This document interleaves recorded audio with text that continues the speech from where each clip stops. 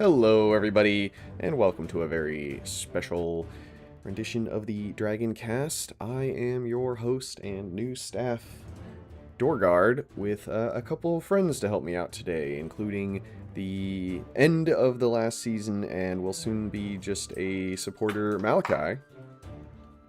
I was just here to give you the keys. Why am I here? But hi, everybody. Mal here. Because nylon rope exists. Too bad. And of course, we have another new part of the staff, Zal. Hello, how's everyone doing today? So yeah, nothing too crazy. Just gonna answer some questions, try to get some discussion going again. We will be posting an announcement shortly of, or it might have already come out by the time this video comes out, might be after, of our kind of tentative dates. But yeah, hopefully this is coming out, and with it coming out, we'll have some new stuff coming, including some changes to the Discord, including the new channels and all that fun. So yeah, I guess just a quick note on that. We are going to probably archive the old channels, remove those roles, and then do new roles with the new channels. So hopefully we can, people can still go back and then look at others people's without having to worry about trying to add and remove roles for teams that aren't going to be doing anything anymore. Which means also, Malachi, I think you guys can remove all those. I think all the teams had 2 supporter roles, so you can like cut down on a lot of roles potentially here. Yep, potentially. So, should be good. But yeah, I guess starting us off. Sal, you want to lead us with this one? For sure. So this is from Huck D. Phantom. He says, I have a few questions. When we move to SparkingZero, will we still use FAs? That's his first question. So we have decided that for the first season of SparkingZero at least, we will not be doing FAs. We just want to give it a good season, a good old run through, base rosters, and the base 5-man lineup. So just to answer that, for now, there will be no FAs. It's kind of the same, and Mal, you can kind of enlighten on this, when we first moved to BT3 and we did that same deal. Yeah, when we first started the new era in 2020, it was very much the same thing. We had the concept. We knew we wanted to make some tweaks to it at the time, but a lot of it came down to we wanted people to get used to the new teams, because for what some of the newer people have kind of struggled with, and it's a perennial question, is like, why do we have such restrictive master lists? And it's because that's the team identity. Like, we don't have, like, in sports, a lot of people follow individual athletes on a team, and that brings a style to the team that makes you want to see that team go. For DragonBallZ League, that was always the master list. Like, that's how you knew who was fighting when it's not a specific person that you're cheering for. And in the past, when we've asked people, hey, should we do away with this? The answer has always been no, because people get attached to those identities of the team themes. And so, I really like that y'all are not doing free agents the first year, to let people get used to it, kind of figure out what teams are not, maybe what teams need some theme tweaks, things like that. Yeah, I mean, it's pretty much along that lines. Like, we're still tentative on like an add drop, or maybe like every team can add drop 1 character, so that way they feel like they have some control for the first season, but not like, hey, undo all the stuff we've done to try to help, and then from there maybe we'll allow some more stuff. But I think there's still some talk on how we want to go through, if we're just gonna hard lock on the rosters that we came up with, or if we'll allow that little variability, because it's a hard one. I'm partial, or I would be okay with like a small add drop, like not like teams fully rechange, because some teams have like up to 40 characters if you include forms of changes they could do, and others have like 20, so it could be a lot of shaking up. But I still think it could be interesting. Zal, what do you think? Personally, I was just a huge, similar to what Mal said, the idea of since in traditional sports, people follow the athletes themselves, but of course those athletes are real people with more, they have charisma and stuff like that to follow. Whereas in this, you're gonna you follow Piccolo, like, okay, great. But so those team themes work as a beautiful way to just make sure people have something to latch onto and find important. And that's kind of the basis for getting support. So I was super happy to be like, yeah, let's drop the FAs for at least a season, and also give us just a nice basis to go on as we forward and produce more content for the futures. Yeah. So we'll have more meetings on if we're going to do some sort of ad drop. Again, tentative or how many we'll allow, but that is an option. But yeah, FAs off the cuff. Yeah. I mean, just as a something for y'all to think about, like, one thing to remember is in 2020, we had a very short off season after the season 10 bowl. So like maybe as a counterpoint, and again, just something to think about, like, just have a short off season. Like, you say, hey, we'll let you do whatever, but just be careful, because this is the time you're going to get to test and make decisions. Yeah, funny enough, we'll have a longer off season after this season because we're doing 12 instead of 16 teams.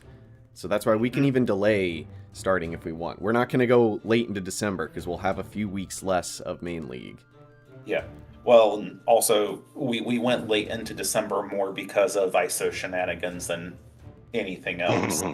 True, but we always go into the winter times. Oh yeah, first week of December for several years was when we had the bowl. So in theory, maybe we'll finish before holiday shenanigans like Thanksgiving, but we'll see.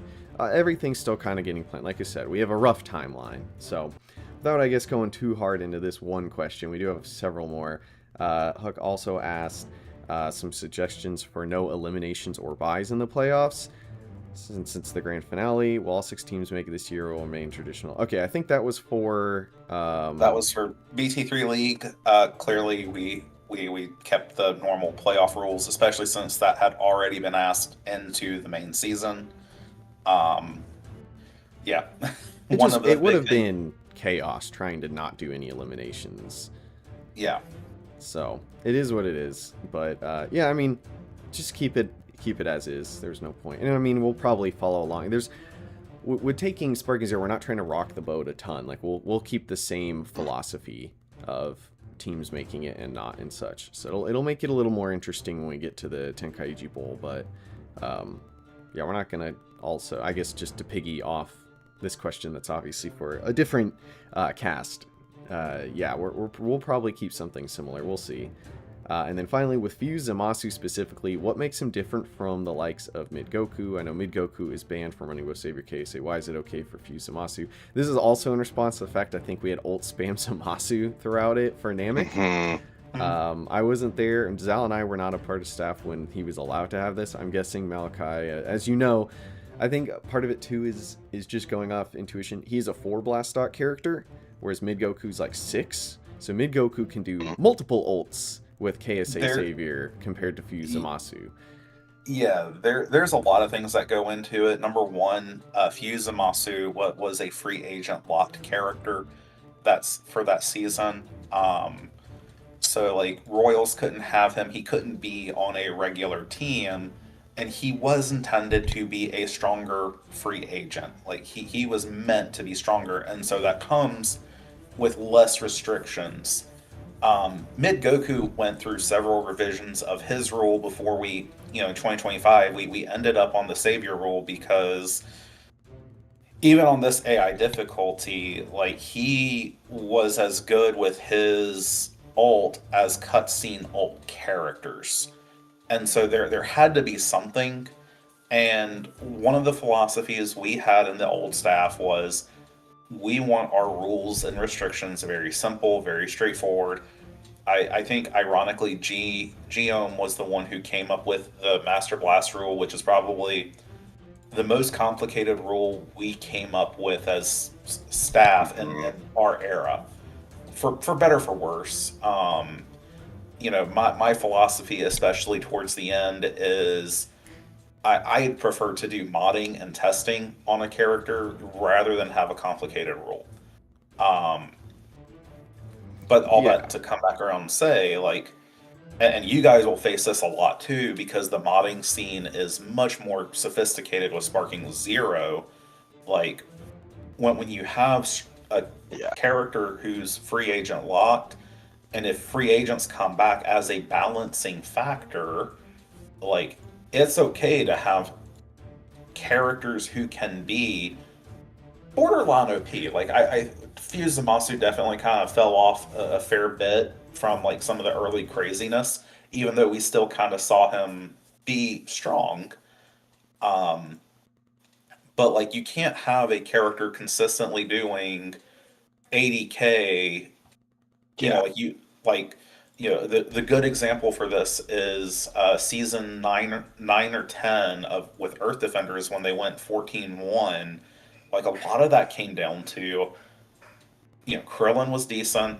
Yamcha and Tien weren't great, but they were okay. Especially when you consider, like, you could literally have Yamcha and Tien each do 20k, and then mid Vegeta would come in, do 50k, and mid Goku would come in and do 80k with just ult spam. Yeah. And so that becomes a bigger problem because that's the core team. And especially with a character like Goku, who is roster locked, like, Yeah, you the can't heart move of the him. team. Like, Well, you it's- can't move him. I guess to And so kind what do you of do? cut in, we've already seen it in testing, and we Malachi, you were there when we were doing the recordings for the showcase. You can basically make any character ult spam in SparkingZero if you want. Yeah. Whether or not they're good at it God, is a different question, but we saw teams do that already in just our bit of testing. So yeah, we're probably going to follow the same book of not trying to do specific characters banned from specific stuff. Because, like, we could already do that with, like, God Key, allowing it just on androids, but it's like, why have all these, like, if and except rules when we can just... Yeah. If it happens, it happens. We'll figure it out, but I'm not really all that worried about hard locks on specific guys. And people have heard me, I don't know the right term for it, but appealing to my own authority of just doing insane amounts of testing and being like, look, yes, people can be OP for a season and it's fine because we have a really small sample size of one season.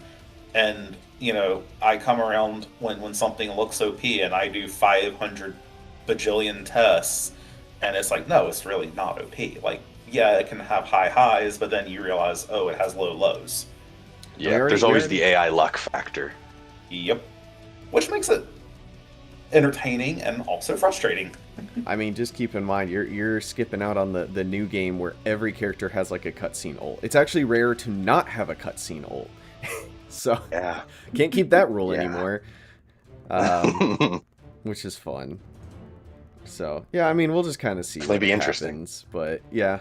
I mean, it is still, like, something we can talk about in terms of SparkingZero, in terms of, like, specific Patara bans, and the goal is right now is to follow along the kind of how it ended in BT3, which is to not go too specific on stuff, because that's just not fun. Different beast, but familiar ideas. Yup. Mm-hmm. I guess moving off, because we do have a million questions, from Rusty Acid, we have, what kinds of mods, quality of life or otherwise, will be used for SparkingZero? And then we just going in stuff about equal characters, CPU difficulty, damage adjustments, and stuff like that. So, yeah, I mean, we are running some already that have been kind of shown here and there that have been pretty fun from... Yes. Let's see. So yeah, we have stat mods. We do have a health equality mod, and then I mean the stat one tracks like everything. It's actually crazy how much stuff it can track, and we'll even be able to have that pop out like spreadsheets with statistics for matches. Yeah. Yeah, the stats mod will literally be able to, as Dor said, stats team, you're going to have a very easy job. We don't even know how that's going to work yet, what that's going to look like for a stats team volunteer sort of thing, because it is so easy for us to get blonde pages. It'll be more about maintaining and like updating sheets than it will be about sitting there and scrolling through the video and trying to figure out if False Courage busted the stats. We do still have a couple things that are kind of busted. Characters, specifically like Birder and his ult, can falsely attribute the stats to Jace. So Jace can gain the stats of Birder's ult, and Birder won't. Yeah. So there is some like areas that will have to be dealt with. But I mean, G and that whole Discord has been doing a great job creating different mods and stuff. So G might not be a staff member, but he's basically taken over the role of being the modder, and he's done a lot. Yeah. And we have a lot more we're working on. In terms of the DP damage adjustments and stuff, I'm pretty sure for the way we run the game that those aren't really impacting anything to a level that matters. But if we do want to buff or debuff, I guess technically we could bring those in and utilize them. But we also can just change numbers. And in terms of modded characters, that is a long ways away at this point. We have, I mean, they're still adding characters to the game, so I'm not even worried about modded characters yet. Yes. Most likely this month they will be adding more characters. So, and the first one we'll add will be Bankai Ichigo. So, yes, let's go. He will be on Earth Defenders, the Z Fighters. He obviously would be a Z Fighter. So, he would be. I saw him fight Frieza, I think. I think, yeah. I mean, he used Mugetsu against that character dressed entirely in white. That's basically Frieza. Yeah. I mean, if you watch DragonBallZ Abridged, they use Bleach music half the time, so obviously he's in most of the scenes. Clearly. I will say it. I'm really excited to see what y'all could do with some of the modded characters, just because they seem so much higher quality than what was available for Tenkaichi 3. Like, you guys were not there, but you guys, like, we were scraping the bottom of the barrel to find, like, after... and I think I mentioned this before, like, we originally started with requesting Vross to add 20 character slots. We ended up with 35. Like, those last few characters, we were scraping hard. Because, like, there's... And the big problem is just, like, Tenkaichi 3 has been around for so long. Like, a lot of the good quality mods that came out early on, you can't find links to. And so a lot of the ones that have survived till now are not great quality. And so the fact that y'all are getting in early with such a sophisticated modding scene, if I had time to be jealous, I would be very jealous right now. There's a long time to go as well for, like, to play around with that stuff in the far future. Yeah. And it's one of those, we definitely get the benefit of this being a newer game with a lot more eyes on it. And thanks to the show still proactively going on, there's more people that would have nostalgia for it than they did for BT3, because that came out in like 2005, which is so long ago that there's people who play Dragon Ball Z that don't even know that is a game. Like, they were like, oh, this is the sequel to that? And then they look it up and they're like, that game's old as hell, you know? We got Super Mario Bros. Over here. What is going on? I mean, you know, if you were born the year that game came out, you could start buying alcohol and cigarettes this year.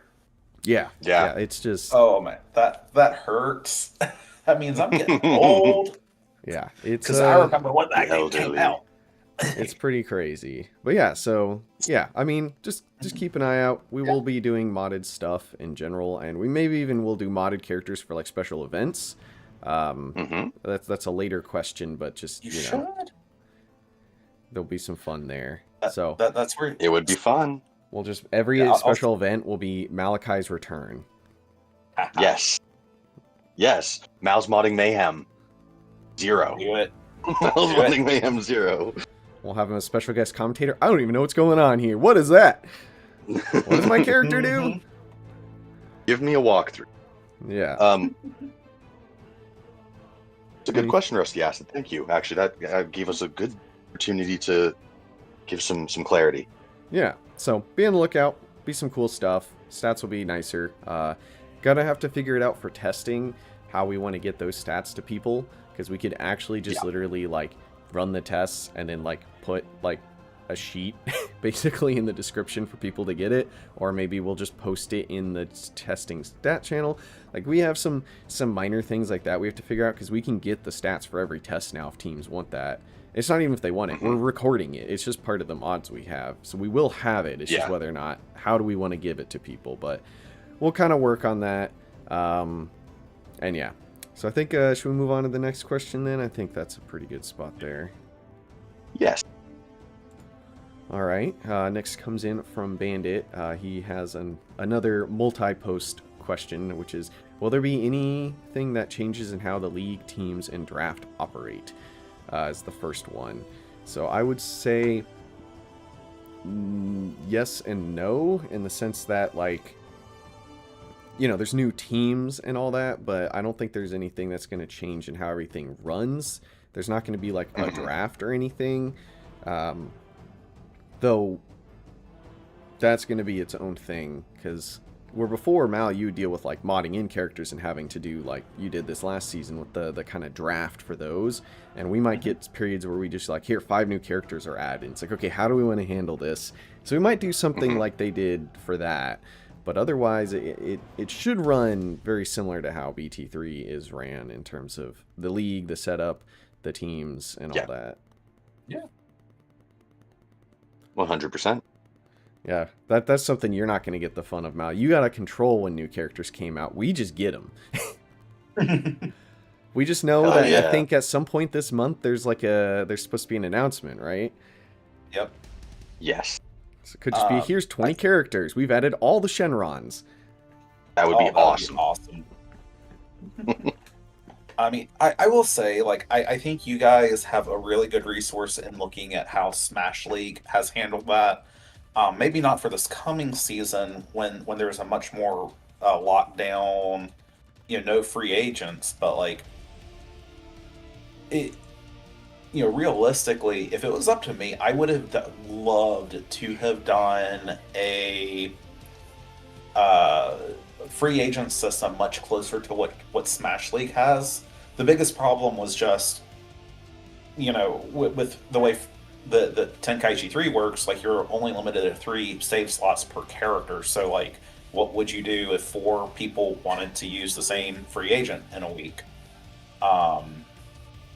And so I think y'all got some really good precedent in our sister league to help with that.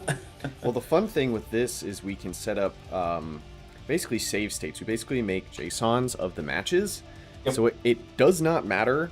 We can have every team run the same character, and just every time we click to go to the next match, it'll load the builds set up in the JSON we put in the match setup file.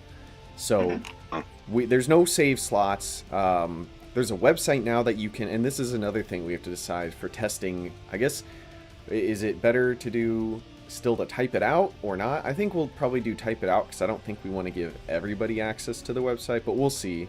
But it is literally, you can just make the builds, click export, and then you have your builds. So that will make it so nice.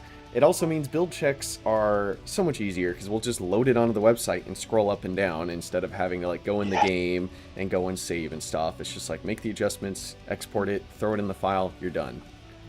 Yes. Quick and easy. So that's just where, there's a lot we have coming in here, and I think it is helpful. And Mao, by having G as a modder, he's dealt with all the fun you got to deal with builds, stream, all that he knows the kind of quality of life improvements we want. Oh, and G wanted to do a lot of that for Tenkaichi 3. It was just we were limited by the tech. Like, realistically, if the people behind BT4 had done like a PC port instead of trying to keep it on PS2, like we could have potentially, and we could have potentially moved to a PC port at some point instead of that, where we could just much more easily do a lot of that kind of stuff. But like, I remember it was like one of the first things G wanted to do was some of the better stat tracking. Like he was actually one of the big voices behind doing the little DBZ League logo in the place of the timer, because that was something he had wanted to do. So yeah, Well, there's a lot of fun stuff to do, and I think it will turn out great.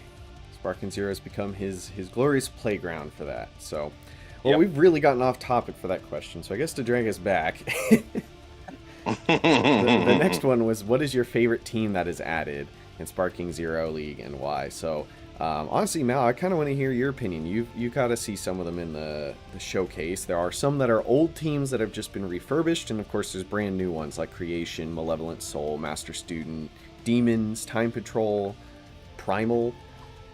Mm-hmm.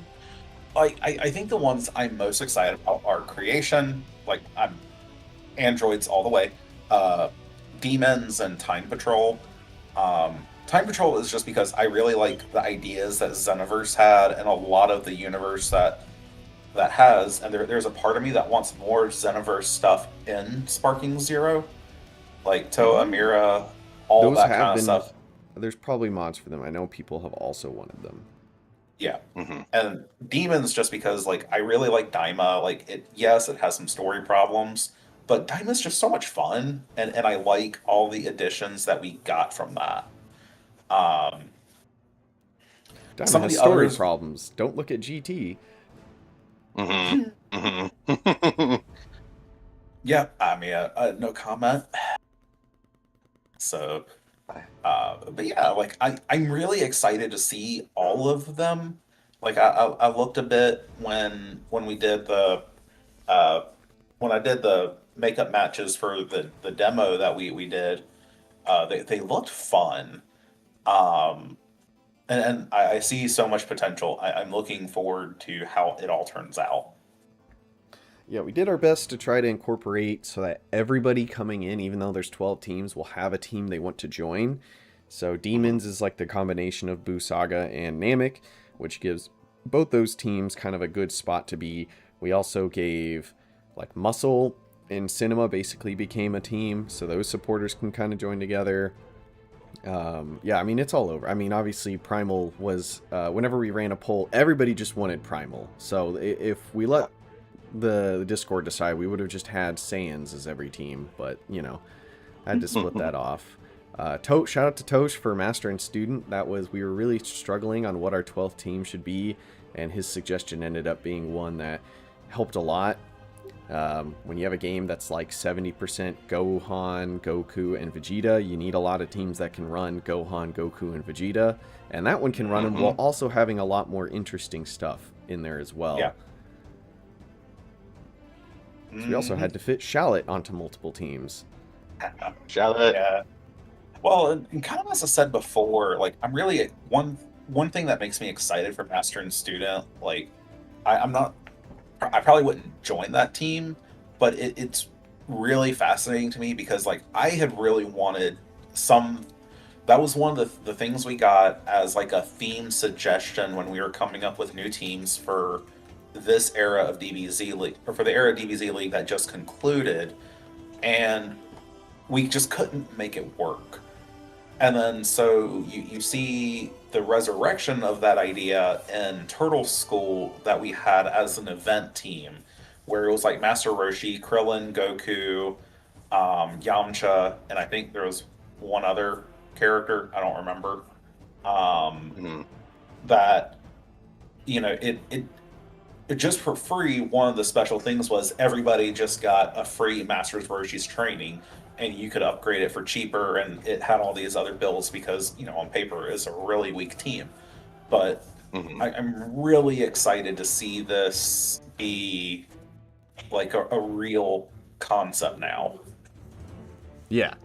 Yeah, and I mean, you could say it about all of them. I mean, even a team like Tiny Terrors, which is our way to, you know, move Rugrats onto the new world, has some crazy stuff that you're going to have access to thanks to Daima and such. So, I mean, it's just going to be crazy. I think a lot of these teams, and we do have the goal that if the league gets popular enough to go back to 16, and we do have some ideas to kind of fill out those other 4, just with the unfortunate reality that the league's been not to say dying, but the active support maybe hasn't been as there, because it's not like the views like dropped off a ton. It's just you need enough active supporters and coaches to make 16 teams work, and we just didn't want to really try to force that right now because we don't know how many people we're going to have, and based off BT3 and how it was going, it was getting a little dicey there for a bit. So yeah, be interesting. We're definitely very excited to see what happens. Zal, did you have a team you wanted to talk about, or? I think just creation and demons are probably two from that list of new guys that I'm most interested in. Yeah, that's it. Yeah. All right. Well, the next question is, after this first season, kind of the season 0 we're doing, can we reveal anything about inclusions or modifications to the capsules? Computer difficulty. We need to stop saying AI because that is completely different since this game and our league is going to get going. Com versus comp. We can't say AI versus AI anymore. It's going to cause issues for us, I could see in the long run. Buzzwords. Yeah. So I mean, we're going to keep it kind of open. In terms of capsules, we can actually mod in all the capsules from the other game modes, which does have a lot of the ones from PT3, like the Defense Plus and Attack Plus and Super Plus and some of those more generic ones that aren't maybe, some are represented but some aren't. So there is options there. And I know G has many ideas for ones. We can make custom ones a little easier as well. So, we'll kind of have to see. I think we need a few seasons to kind of see if builds are becoming too homogenous before we can really change capsules. Because we're already doing one big change. Go ahead, Zoe. Oh, we like we mentioned earlier, we just need that base level for the first maybe couple seasons, and then we'll see on the inclusion modification of stuff after that. We are doing custom costs for the capsules. We found the 1 to 3 system that the base game has. Some of the 1s are really deserving of 1, some are not, and some of the 3s are way better than 3. So we're actually doing a 1 to 5 system. So that's kind of the big thing. Oh, nice. And you guys will see it. It helps a lot. So we're doing like a 20-point system instead. And it's just going to function a little better. So that way the strong Pataras are still strong and you can still put a bunch on a character. But it also means that the weaker ones, a 1 point that really sucks is still going to be a 1 point, but the 1 point that's like really good might be a 2 point now, or a 3 point that was like good but not as good to be a 5 point is still 3. And it just, a little more creative. I like that y'all are doing that now at the outset, because like there was a vocal minority in like 2021, 2022 that really felt like the blue Pataras being 1 point really broke a lot of the balancing decisions that we had to make, because attack +2, defense -1 for 1 point is just so good. Like what compares with that? And it legitimately was not until this last season where Halo got down to 4 points, and we had some of the things like Demonic Bargain that were made good enough, Ultra Divine Water made good enough to where you could actually legitimately run non-blue builds and get good results fairly consistently. Yeah, Master Roshi's training Demonic Bargain. Yeah, and we're trying to prevent that in SparkingZero with the people just stacking the version of Super 3 and Attack 3 as well. Yeah, and so I'm really happy. I'm really glad y'all get to do that, because that made doing that from the outset and setting everybody's expectations up front, like even if people complain at first, is so much better than having to give them the really OP stuff from the beginning and take it away afterwards. Because I think a lot of non-staff people don't realize like how much harder it is, or how much more blowback you get from people saying, hey, we have to take away this really good thing or nerf it in some way, versus saying, hey, you can't use it at all from the outset. And maybe next season we can loosen up a little bit and find something for that. Yeah. Yeah, it's why, like, we want to use God Key at some point. And with the 20-point system, maybe we can if we do it like what you guys did with Halo and just make it like your whole build is basically God Key. But if we start with not letting people use God Key, instead of, hey, we're banning God Key because it's busted. If you don't know, Mal, it makes your stuff cost half, right? And then it also, but the AI knows that it makes it cost half. Nice. And if you miss, you get refunded. Oh. So Yeah. it's like it's so good that it makes the AI back, like it can make the Android characters back into spamming characters, which is why it's like it feels like we should allow them to use it, because it would be fun to allow 17 to spam, because right now you have to do some other nonsense to make it work. You can make him spam, but it's a little harder. But that's again not trying to, on the previous point of not letting characters have specific limitations and stuff. So you could see if you had like an ult spam character that has God Key and they miss their ult and they just still have like 5 bars, that's kind of a problem. So Yes. People love people are much easier if they're, well, it's just if in the long term we're giving them something in the long term instead of giving them now but then taking away later. So it's, you know, it's just a much better, it's a much smoother thing to do. We just restrict it for now and see what we can do in the future. Yep. So yeah, some exciting stuff coming about. In terms of the AI difficulty, I mean, to be honest, we have one we picked, but it's not even like hard locked in, honestly. Every patch seems to change everything a slight bit, which means it might also change that a slight bit. So we'll see. I mean, we might do a modded difficulty, but there's not really a point right now, but it could happen. It's it's kind of a balancing act. I mean, it's kind of how it was in BT3. You to find that right one that made the computer actually do interesting stuff, because right now in SparkingZero, Mal, you haven't seen it, but if you get the difficulty too high, the computer just tries to play purely reactive. So then the matches get really boring because like they're just very risk apprehensive, because they're like, oh, if I go for this big attack, they'll vanish and then fight me from behind, and I don't want to risk that. So then the AI is just like poking at each other, doing little key blasts here and there, and then if one actually tries a slight risk, and then it turns into this like a whole war, and it's like, yeah, sometimes they just go all out, balls to the wall, but sometimes they don't. Yeah. I think the last comment I'll make on this one is like we had a similar problem with BT3 where, especially when you had the trainer where you could just kind of set the AI difficulty on the fly. If you set the AI difficulty too high up, it would do nothing but melee. And so like it also just became really boring to watch because of that. Like, because it was like nothing but ping pong. Yeah. We got to keep that entertainment value. Yep. Yeah. Yeah, it's interesting, but we'll see. I think we're at a good balance right now. You'll get spammers, which allows a character like Jace to actually be decent because his melee isn't great, but he loves to throw his 2 bars. And hard melee characters that we've seen just wipe the floor as well. So, all right. Well, I also wanted to make a little point out, not directly to do with this question, but it will kind of branch us into, we can go up to our next thing after it.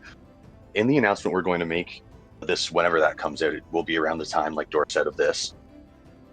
We're going to be very tentative of steps, so it's going to be a lot of, you know, we'll be watching, and if we see something's broken, we're going to fix it as we go, because obviously it's season 0. We gotta, it's hard to do balance without having ever seen a project. So we're going to be watching closely. It's also why we're just like, I don't know, this first season, there's probably going to be some OP stuff. People are probably going to figure stuff out. Yeah. We're testers. Mal even knows it himself. You can only figure out so much. Sometimes you got to let other people throw their brains at things and then find out later. Like, I didn't realize how much you could make Gotank's ult spam until Tosh decided to make it work. And then it's like, oh, oh, that is a thing that can be terrifying. I didn't think of that, but it is there. Yeah, like you can get when you do a crap ton of testing, you can get a really good idea of like what are the core builds and AIs to do the really scary crap. But there are some characters that they can just make the really niche stuff work, and it's just off the wall, and you're like, huh, I never would have thought to test that. And that is ridiculous. So it happens, and I guarantee you there will be like at least one or two characters and builds that you're like, I swear I tested that, and it did not do that good in testing. Mm-hmm. We'll see. See as we go. Yep. Well, let's go ahead and move on. I'm trying not to keep us here all day. Mal has stuff to do, and if you have to jump out because your schedule has, it's all good. Okay. So the next question we have is from False God Red, which is, will teams be chosen draft style or will they be pre-made? This one's very easy, pre-made. We've already made them. Again, the only thing that we might allow teams to do, and Zal, you can kind of also jump in, is ad drop, in which we do want to do an ad drop, but we don't want to do a full ad drop. We don't want, we're going to have teams either have like one or two characters they can ad drop, so that way they're not shedding everything we tested, but also so they have a little control, because we're not doing free agents. And there's so many characters that we couldn't, it's impossible to fit them all on teams. Even with 16 teams, there'd still be like 70 characters just not touched. Yeah. Yeah, an extreme amount. But I think that pretty much covers it, though, Dora. That, it'll be pre-made. We might, and we're going to see about one or two things for an ad drop. We did briefly consider a draft, and then we went, that's just going to be a disaster. Yeah, that's... I think you might have chimed in on that, Mal. You might have been like, don't do that. Yeah, like... I think I said to put some restrictions around it, like, only keep it to 2 or 3. In part because it either go one of two ways. Either nobody would do anything because for as much as people want change, people are very surprisingly conservative when it actually comes time to pull the trigger and make the changes. Mm-hmm. Or they go all wild and you have one team that clearly gets, like, despite all your efforts to keep a team from becoming overpowered, that team just becomes overpowered, and there's nothing you can do about it for a season because you're like, well, and so like I think even I suggested, like, have a default set for each team, and let people change based off of that. Yeah, and we also we need to keep every team somewhat more balanced. Yep. I think we took note of how you guys ran it this season with the every team, like, you can't trade a weak link for a strong link. Mm-hmm. Yep. And, with it being season 0, I'd also just want to echo, like, this is when people will get their impression of DBZ League on SparkingZero. And so in some ways, and I'm saying this more, not as much to you guys as to the people who are listening, like, this is really when people will get their first impression. If what they see is nothing but slaughters and one-sided raffle stomps, that gets boring very quickly. Mm-hmm. And so, like I know you guys have put a ton of work into balancing things. And, let's be clear, like, some stuff is going to be missed. It's a new game. You guys have been learning and watching how we on the old staff did things. And, you've seen, you've tested a lot, but you've had other stuff to do. And, there's only so many of you guys. Like, you're about to have a lot more people testing. You're about to have a lot more people coming up with builds. And so the concern you guys have had for balance is good, because a balanced league is going to generally have better matches. Like, you're going to have more matches that will go down to the wire and raise tension for people. Now, but of course, with our active supporters, sometimes you don't want that. You want the raffle stomp because you want the security of, hey, I'm gonna get the win for sure. But that's not really. That's not always. As staff, you're not thinking about what one individual team wants. What you want as staff is for every team to have a shot at being in the top of the main league during the main season, and every team to have a shot at winning the bowl. Fair, balanced, and entertaining. Yep. And that's a very hard balance to maintain. And and I'll be the first to say, like, I put in a ton of work because, like, between 4v4s, like, by 2022, 2023, we had, I think, a very balanced main season with some work to do in the 5v5s afterwards, and that's why I did a shit ton of 5v5 testing, and that broke me.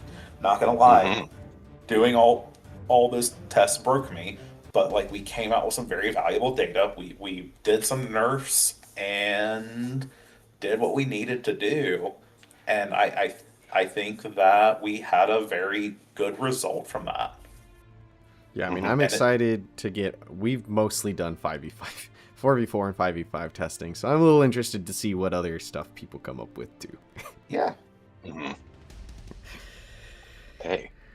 All right, well, what was a quick question became a little longer. Yeah. Not bad, though. There's a few of these other quick ones, like D asks, will we have to redeclare for teams? And yes, since they're going to be brand new teams, you're going to have to, because it's too hard to try to assume who's going where. Just because you're on Rugrats doesn't mean you're going to be on Tiny Terrors. Not to keep bringing it up, but Tosh did say he's mixed on if he'll do Tiny Terrors or like Master and Student. And I know other people are probably going to be in that same boat because we've combined teams, there's new teams, and just because your team is returning, like Cinema, you're not the same roster as you are in BT3. We tried to give you some of those characters, but like we said before, it's also got some muscle characters in there now because we didn't bring muscle over, so we had to put them somewhere. So it's, you will be redeclaring, very simply, which hopefully it'll be a pretty easy process. It'll probably be a long week when we push those out, because we're going to have people having to pay attention as those come and go, but I don't think it's going to be anything too bad. I think once we get everything set up, it'll be pretty quick and easy. Yeah, just be a lot of tracking. It'll be fine, though. All right. Probably just move on to the next. I think there's only a couple left, maybe two left. So we have, let's see, Snuffy saying, we have about like 3 or so left. The capsule rules for SparkingZero in previous events have typically been limits on the number of healing capsules, no more than 6 points in Flat Rush, Smash, Blast Boost combined on a single character, and a few outright ban capsules. Are these the final rules, or will there be other things like limiting the number of normal that can be used on a team? So we do, yes. So you can, it's still going to be 2. You can only have 2 of any Patara. If you use Blast Boost 3, you can use 2 Blast Boost 3, and that's it across the whole team. We're keeping with the 6-point limit on Rush, Smash, and Blast Boost, so that way you can't just put a character and have their entire 20-point build be just damage buffs like that. So that way it's a little more interesting. You're forced to use other Pataras. And then the healing, or the HP Pataras, I think we're not doing God of Destruction, right? So we're doing, you can have like 1 King Kai or 2 Master Roshis, which isn't a whole ton, but it is, and they're not like, with the way the 20-point builds are going to be, it's not going to take like a ton of your Patara spaces to have them, but it will be something that allows teams, because the Dende's Patara is busted, It's just a little too hard to use. And it's not even necessarily busted because it's like broken. It can cause matches to go on for very long amounts of times if it's on, let's say, like a very defensively built character, because they can just run away, a minute will pass, they'll just gain a whole health bar back. Or more than that, like a bar and a half, right, is how much it gives. So it's like, you just gain so much, and it can be so hard, because there's nothing you can really do to stop it. Also, as us on staff had noticed later on in our testing, there are so many builds that are so good that do not even include the Blast 3 or Rush 3 caps. Like, there's so much potential for what you guys would call yellow Pataras to be just a full, what you guys would call yellow Patara builds. Yes. Because they are strong. They are good. Yeah, funny enough, damage buffs are nice, but they're not required in this league, or in this new game. Sometimes the utility Pataras, just having it to where you could fill your character with ones to basically have, like, complete key control, and just, like, not use key when you do anything. And just, that's good enough. Were you adding something there, Mal? Nope, I was just voicing my excitement for everything. Like, I'm happy that yellow Patara builds can be a thing. Exactly. It's very, very interesting to see. And it's also part of why, like, a lot of the Pataras in the other game modes are just stat boosts, and we're hesitant to mod them in right away, because people are like, oh, you can just make it BT3 again and bring in all the ones from the, what is it, the custom fight setup one, which basically just has BT3 Pataras. I'm like, maybe. I don't know. It's something we could do. I think for a first season, we need to let people kind of get used to the current Pataras before we start adding in others, because you know, it's very hard to catch people illegal testing. There will be some stuff that'll be in place to prevent it, because we'll have some mods and stuff, but nonetheless, we're also like, it's our first season, it's kind of whatever. We just need people to be interested. So if we start adding in too many custom Pataras, people are going to be like, well, I'm not that. Or it might limit testers we can have join, because right now you could test without using the PC version, because we're not going... It's a little more obtuse, but it is possible. Yeah. I think that pretty much... Oh, is there another question in there? It was basically just, like, going over those rules. Oh, are these the final rules? I see. Question, Snuffy. Yeah, 100%. I think that pretty much covers it. Yes, yeah. There is some stuff, like Savior, you're allowed to use 2, but as a Patara, it's useless as 2 on a team, because only the first character gets Savior, and the second character, it won't do anything. So that, like, will allow you to use 2, but we would recommend you don't. But we don't have any Pataras besides exactly, like, King Kai's. That's got that healing rule, basically. Just because, like, given all the bonus health when everybody's equal, it's just, I don't know. It's not as interesting. And I also don't think it works with the stacking Pataras in SparkingZero. I think it only matters about your base health, so it won't even matter if you have that extra health bar. It doesn't give you an extra stack. It just makes you last longer, but it won't, like... If you have King Kai's and latent power, you don't get, like, an extra stack of latent power, if that makes sense. Like, having that extra health bar will not give you an extra stack. Yeah. At least from what I've been told. Could be different now. Things change all the time. It's still an updated game. Yeah, it's we're learning live. So, yep. See how it goes. And then it all changes in the next patch. Yeah, exactly. I think the biggest thing that changes between patches is what AI transform, which is probably the most annoying thing if you want a character to transform. I would still prefer that than when the game came out and characters spam transformations to the point where nothing happened, because they would just go up and down, up and down. But yeah, that was a test. It is still kind of sad to have, like, if you want someone to transform and it's like, well, this AI worked last patch, so we might have to do some some version pausing too. We'll see. Much more doable though in the current game. Well, moving on to another question. Will there be restrictions as to which characters the teams can pick up, both in terms that are banned outright and restrictions like you can't have too many of these strong characters at once? I mean, I think the way we're going to go about it is we're just going to, like, make it... I don't think we have any, like, banned characters. There is some, like, banned starting forms, just because some starting forms, just like you guys dealt with in BT3, that are just... it's just like that is way too much. Like there's the Super Saiyan 4 Gokus that are just way too good, of course. Oh god. And of course, like some of the Super Saiyan 3s are also incredibly strong. You know, we're not going to let you start as like God of Destruction Topo. Well, I don't think that one is as insane of stats. He still has such a crazy kit. Letting him start there would be really hard to deal with. So yeah, there'll be some stuff like that, like banned starting forms, but not necessarily. I mean, there are some banned characters. I think, what is it, like, Beerus, right, is banned? Oh, Beerus and Whis. Yes. I don't remember if there's too many other characters that are banned. I don't think so. Maybe Super Saiyan 4 Gogeta? Yes. Although technically he's a form. Yeah, that's a transformation. What was it? It's on the tip of my tongue. UI Goku, right? That's like a separate character, right? Yes, it is a separate character. The separate character one, because he also has the same issue Whis has of like free auto dodge, and it's kind of hard to balance that when you can't give. There's no Patara that's just like cancel auto dodge. Yeah, that shit's hard coded. Yep. We can't fix that. And he has really good stats, so that's a character that's like maybe at some point, but not right now. But I think the main thing is. We want every team to have like a weak link right now, but that could change where we just say screw. Well, part of why we want every team to have a weak link is because we want those characters to get shown too. Because we could just say everybody be full power, but then there's characters you'll never see because they're weak. Unless somebody like wants it. So at the very least, the idea is we're gonna like even with that ad drop, like we're gonna same thing. Like you have to keep your weak character.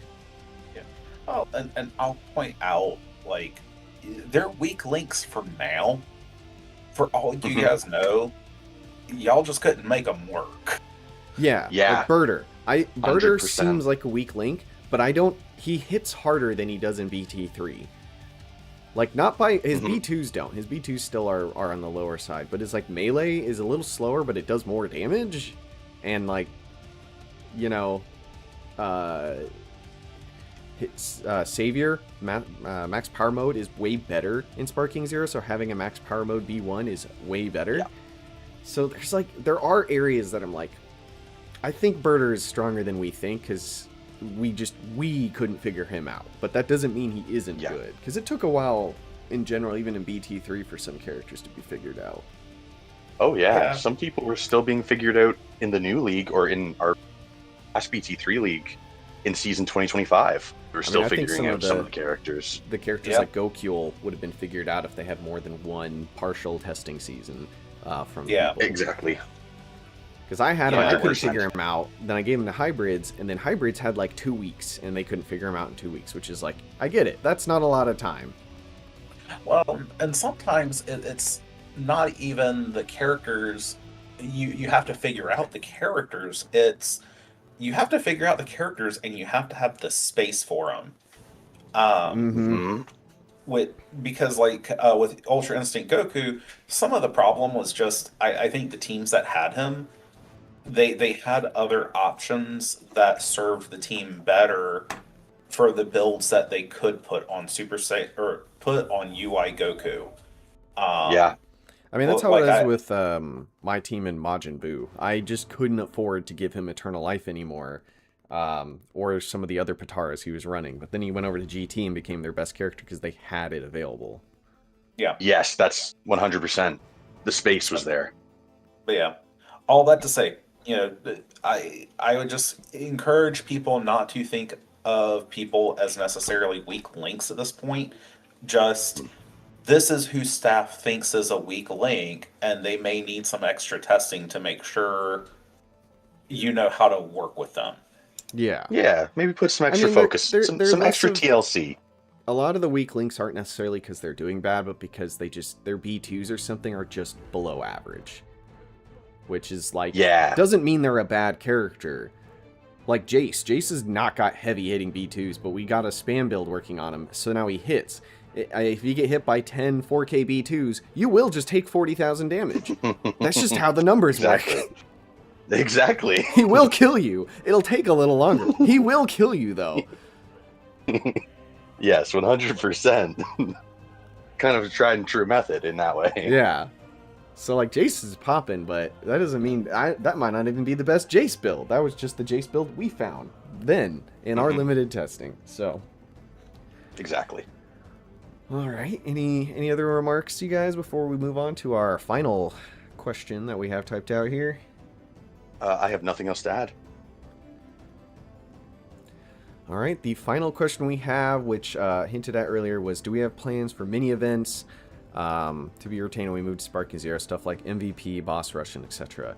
Yes, we do plan to keep several of those. I think there's some that are on the fringes, like LVP, that are like, we could probably, that one maybe doesn't need to stick around. We might keep it, but we might alter it or try to make it to where it's less of a jokey thing. We'll see.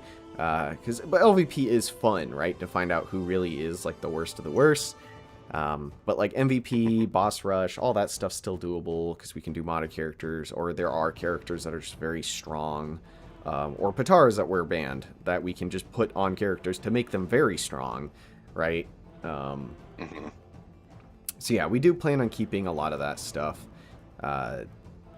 And there's some that'll be kind of harder to do, like the tag team tournament that happens in the preseason where you take stuff. Like we can't do that off stats, we just have to ask teams to each submit one character, but we could still do it and have fun with it.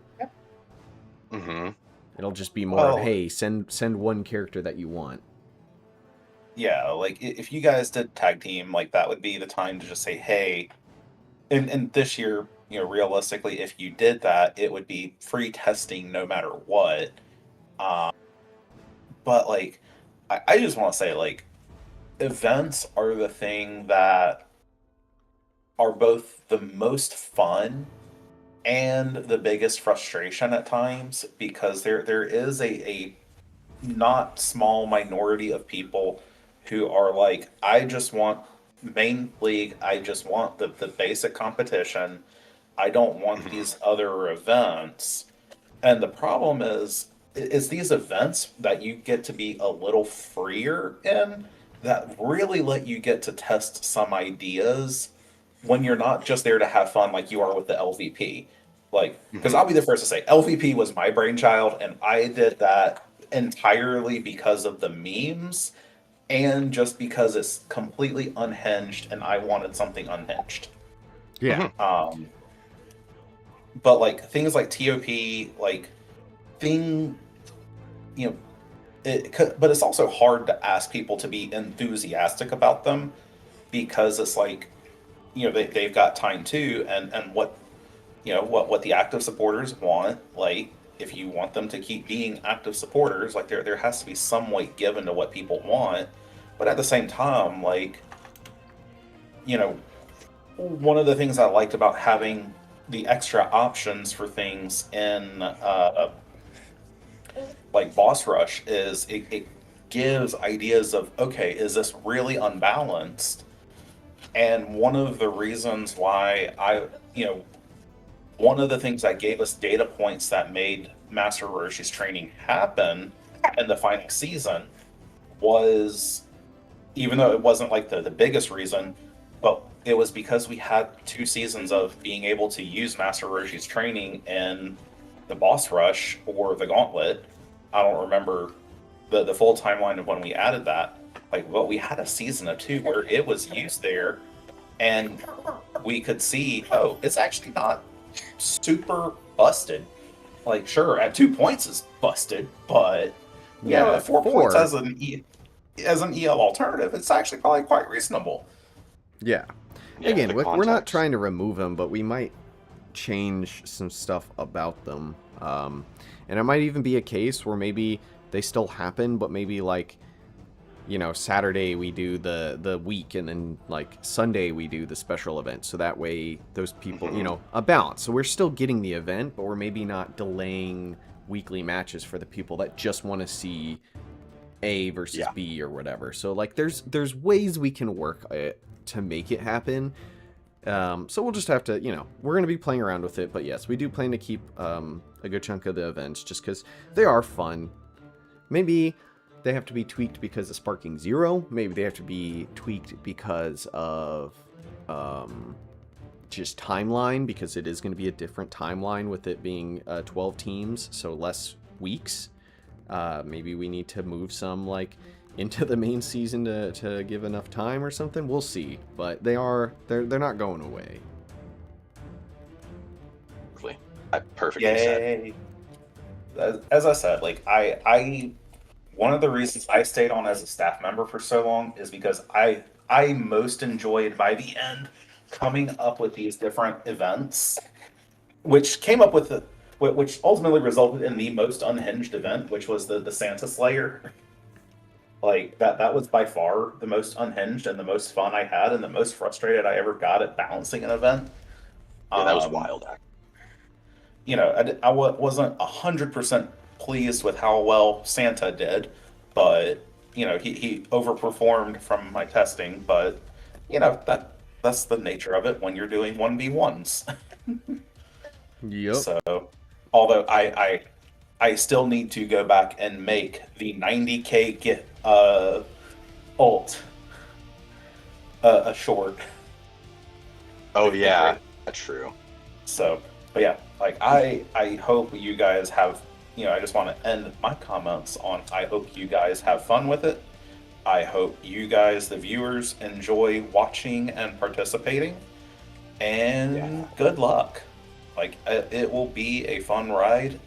It is, you know, I don't think the viewers understand like how big it is that the modding for the stats team is, because that now frees up a bunch of people for time to go do more testing or, you know, more, you know, it helps. Like there is so much that goes on behind the scenes that these guys are learning and dealing with, and having any little bit of help helps. And so shoot some appreciation these guys' way. They need it. They have put in a ton of work. So, and shout out to Mal for, well, one, for being here, and also for the last 5 years of you know, putting in the staff work, as well as all the other staff been bring their asses off. Yep, it's gonna be a small change of the guard, but it'll be it won't be one that shakes the boat too much as just you know, we're moving to a new era. There will be stuff, and it's not like we're gonna lock it down and not allow other people. We'll probably have some stuff to get new staff as the seasons go on, open up for testing, and again, keep an eye out. Our goal is here at the end of January or beginning of February to get the new teams launched and testing started, and hopefully by May we can get the season started. So we'll just kind of have to see. There's no hard dates just yet because it is a lot. I mean, we have to change the server quite a bit to get things going, so that's already one thing. Yeah, that's the most immediate pressure. All right. Well, also be aware of our. We actually said most of what's going to be in the announcement in this video. I think we said all of it, but we will have it down on paper for you guys at another date. So there you go. Yes, just be on the lookout for that. Public staff chat. Feel free to ask stuff in general, and you know, stay tuned. SparkingZero will be here before you know it. It hit us before we knew it, and all of a sudden it's January. So yeah, it's coming. Lord, she coming. It happens. Time goes quick. Indeed. All right. Well, with that, I've been Dor. I've been Zal. And I've been Malachi. And we'll catch you guys next time.